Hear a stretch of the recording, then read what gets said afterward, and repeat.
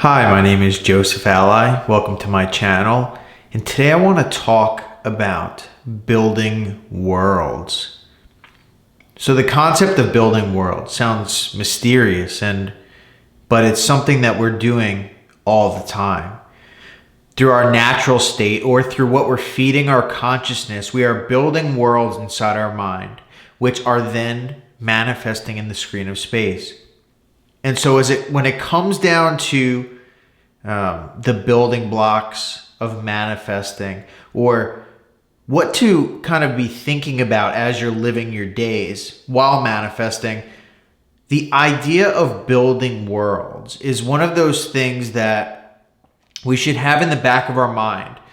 Visualization, or what to imagine, is essentially if we can build that skill of contemplating or conjuring up ideal worlds, or spotting when we're building a world inside of our mind and modifying it, if we can become very good at tracking and creating worlds, then we will be very good at completely and totally controlling the outcome of our world.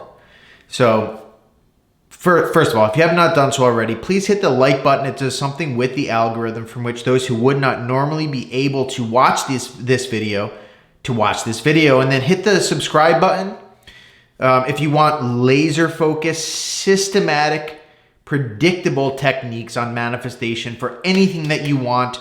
No limitations, no exceptions. Tested, and I teach how to test manifesting in a way which is it's very down to earth. So definitely hit that subscribe button and the bell icon.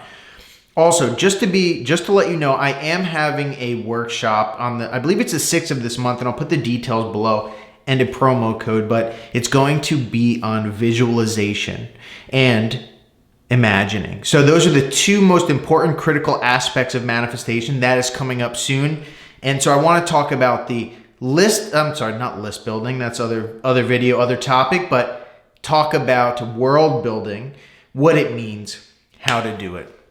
So what do I mean? How am I building worlds? So first of all, I want to explain that human beings are just creative. Everything that we're doing is creative. In fact, even when we're asleep, we are creative. Think of it. In your dreams, you build elaborate worlds with more detail than you could ever paint or sculpt in your waking years, probably. If you took all the detail from your dreams, every last detail, and were asked to paint it or write down every detail, it would probably take our entire lives. That is how creative we are naturally, and that's while we're asleep. What we don't know, and this is what we come to find and come to believe when we learn how to manifest, is that this whole vast experience of ours, from the moment we were born until this moment now and forever after until we die, we are shaping our very experience, our every single move on the chessboard, our very single role in this play of life. It is through our consciousness, our awareness, which continuously plants seeds, manifests, and then replants in our subconscious over and over and over, dependent upon our experience. And that will happen every moment of the day. It always has, it always will. And so it's completely up to us to take control of building worlds. So when I talk about building worlds, what I'm actually talking about is being cognizant of what it is that we're thinking about, or also developing a set of worlds or schema or schematic for each world that we wish to build, so that we can extrapolate and expand upon our ideas and therefore have a grander, fuller, more extravagant or filled picture of what we want. So you take, for example, if you want something, right? So part one is developing an idea of exactly what you want. So when we're building our worlds, we have to first think, what do I want? What do I actually want, right? So part one is understanding or asking ourselves, what world do we want to build? Now, there's no limitations to the world we want to build. And in fact, a world we build is specified in part by how we want to feel or what we want to experience. So if you want to be wealthy, right? Or if you want to win a specific contest, or if you want to be married to a specific person, think about the world that would exist if you were there. Now, this is, like I said, this aspect of building a world is deliberately defining the world that you wish to embody. Now, the beautiful thing is whatever you describe, whatever you plan, whatever you eventually have and imagine it, that world in its exact nature, its exact likeness, the replica of that world will be refracted out from eternity into time space, and we will experience that thing in a natural way through a bridge of incidents. And so we ask ourselves questions, and we say, if I was that person, if I was rich, what type of person would I want to be? How would I act? How would I feel? Who would be in my life? What would I be wearing? What would I be saying? What would I be doing? How would people be looking at me? What would my responsibilities be like? How would the world perceive me? So we ask ourselves these questions. How would my loved ones treat me? What impact would I have on the world? What footprint would I make on the world? These types of questions we ask because we can then start to get a feel of what life will be like as this character. What will I be doing in my day-to-day life? This is essentially the route that I took and that I continue to take for my most successful manifestations time and time again. I create the world, right? And that's just aspect number one, as I mentioned. Aspect number one is defining a world for the future, defining a deliberate world that you are going to embody, not even that you wish to embody. You will embody this. If you can create in its likeness a replica of what you wish to experience and imagine that, it's done. It'll come to pass, no question. So defining a world, going above and beyond, creating this new existence for you and everyone that you know in the tense as if you already are the person that you want to be, right? Now notice, we don't want to go in the middle. We don't want to go before. We want to go to a time and place when you already have what you want.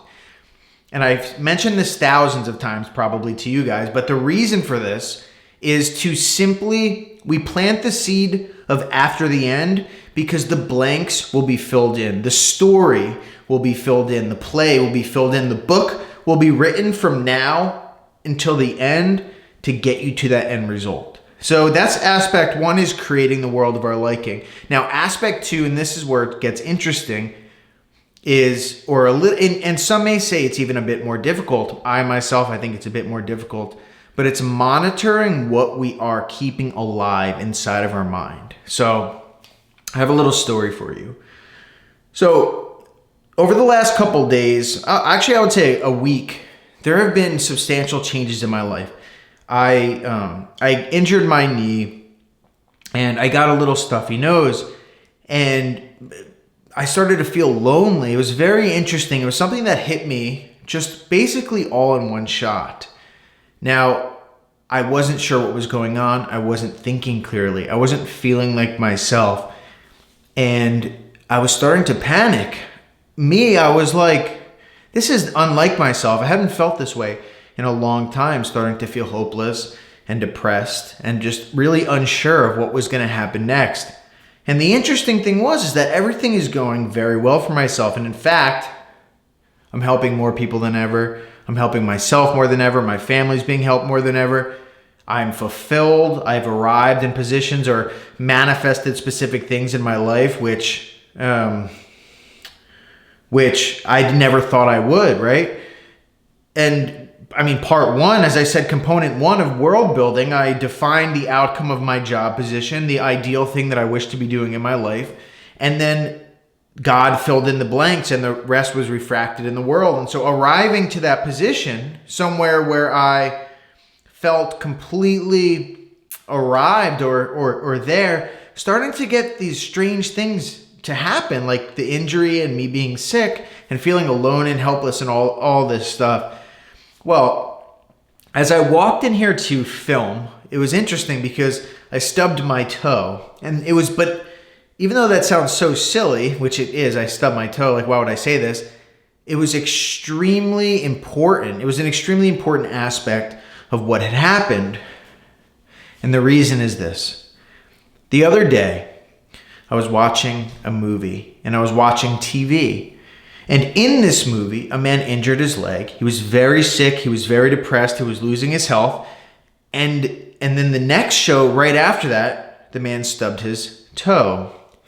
And so coming in here, I'm talking about world building, which is what kind of brought this upon me, is the world that we keep alive inside of our mind. The world that is constantly feeding our consciousness is the one that is going to be pushed out and refracted in this world. So watching this movie of this man get sick and get injured and eventually bad things happen to him, this seeps into the subconscious. This builds the world inadvertently. Whereas regardless as if I'm imagining other things during the day, it doesn't matter. Anything that you allow into your subconscious mind will be refracted out, will be manifested on the screen of space. And so with that said, the stubbing of the toe was something that finally it struck me, and I said, of course, that's exactly what it is, you know? And so now there's there's basically a reason or a direction to change. So that world that we're building continuously, the one that we're feeding into our mind. So there's aspect A, which is deliberately planning a world. And the example that I gave of this is when I planned my job, and I didn't go into detail, and I will real quick. It's just basically planning out. I wanted to be working remotely. I wanted to be happy, and I wanted to have my own business. I wanted to feel free. I wanted to feel satisfied and have options. And so my scene was, this is the world that I built. I was on vacation with my laptop. Someone was sitting next to me. I closed it and I said, I'm so grateful that it's Tuesday and I'm already done working. That was the end of the scene, but it was jam-packed with all of those different aspects that I had mentioned, which is freedom, being able to travel, working remotely, having my own business and feeling free, and all these other things that were embedded in that one scene that was 3 seconds long. And I repeated it over and over and over in one night, and it manifested within a few weeks. Whereas this that I'm talking about, which is very interesting, is the continuous world building. The building inadvertently, the having to watch our thoughts, the present state, our natural state. We are continuously hatching out a world. Moment by moment, day by day, we hatch out the same world that we've experienced the day before. If we want to experience changes, then we allow other things to be fed into our mind. We create a different world in our mind. If we want to experience something deliberately, then we deliberately fill our mind with certain things. We use specific inner conversations. We allow or we disallow certain things to enter into our mind. We basically engage in what we wish to experience. We contemplate what we wish to experience because it's a law, and you can test this, that whatever you allow into your mind will be refracted out and experienced by you. So you must control your mind, or you don't have to, but you'll reap the rewards of either doing it or not doing it, because whether you like it or not, you are always creating. So part A is deliberately creating your desires, the world of your desires. And part B is watching the world that you're continuously creating in your mind. Are you feeding your mind the correct thoughts? Your consciousness is going to create time and time again, moment after moment, inner speech after inner speech, thought after thought, feeling after feeling, perception after perception. Every experience that you experience is recreated out. The beautiful thing about experience, though, is it's made up not only of what happens, but your judgment and perception of what happens. That judgment and perception will be refracted inwardly. That will be impressed inwardly to the subconscious mind, and in some miraculous way refracted out on the screen of space. And anyone that needs to take a part to be able to get you to your end, that will happen. So I hope that these two certain world building techniques helped you. This is what I take into my life day after day. I consistently monitor which worlds I'm creating because I know I must reap the rewards. I must reap what I sow.